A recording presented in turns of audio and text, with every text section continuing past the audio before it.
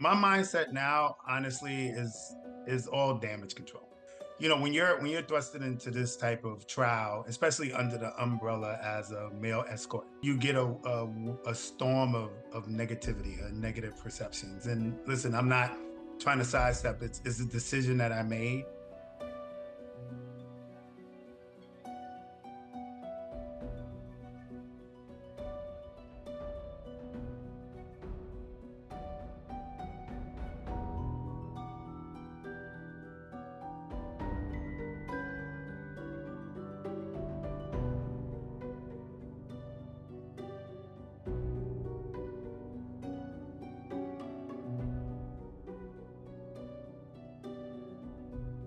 Have you taken a moment to sort of step back and just digest the thought of sort of your intimate moments in your life and the sexual encounters that you've had with Cassie and Diddy that are now in the public and in these various platforms?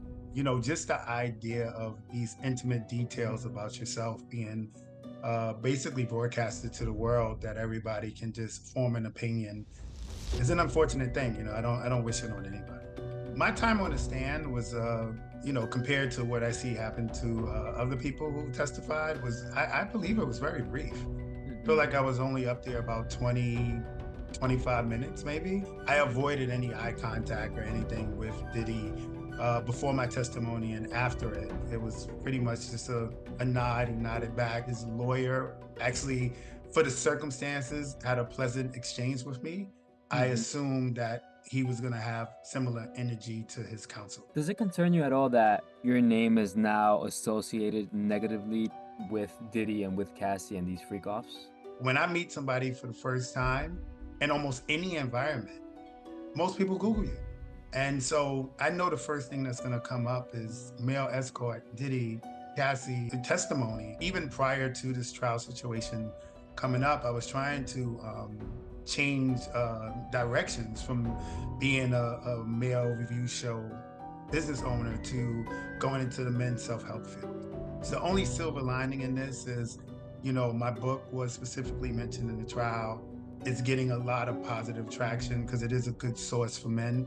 So the one thing I can say is the extra exposure did put me in a place where now my book is prominent and I get a lot of amazing messages. Maybe when you Google me in the future, it's not just male escort, maybe it's author, maybe it's self-help and, Right. you know, other things that I can kind of change the narrative of how I'm viewed, Hmm. not just in this small circle of negativity. And since your time on the stand, have you at all reached out or been in contact with Cassie or her team?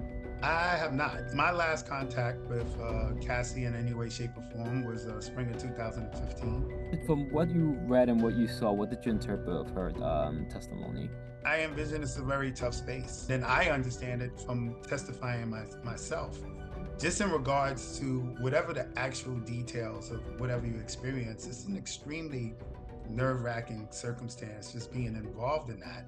And then what my understanding is she was taking part in this while being 8 months pregnant. I can't really imagine the amount of stress and the awkward and the uncomfortability that she faced. And when you were involved in these hotel nights, as the prosecutors have called them, amongst other names, did you Mhm. yourself see Cassie or witness Cassie being sort of against or unwilling to engage in these sex acts? No, absolutely not. And when she did testify, and she did reveal on the stand that she was taking these drugs to sort of numb herself and disassociate herself from these hotel nights. I'm always going to take her at her word, right? That's her experience.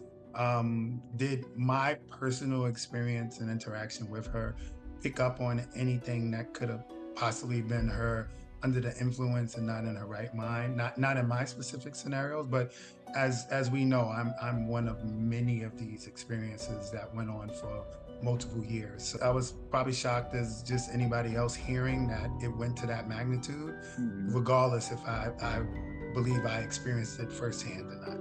Right. And since your testimony, since you read of all these allegations, does a part of you kind of regret ever being involved in that sort of situation? So it's kind of like a weird situation for me, right? Because I hear all the allegations, right? And I always go back to our first encounter. And our first encounter, one of the things that was said to me in conclusion was, I want to call you back because I'm comfortable with you. Right. So there's a part of me that says, okay, my involvement could have been a contribution, right, to a very difficult space for her. But then on the other hand, I wonder if in this difficult space, was I one of the people that, hey, look, if I have to do this, well, at least I'm comfortable with this guy.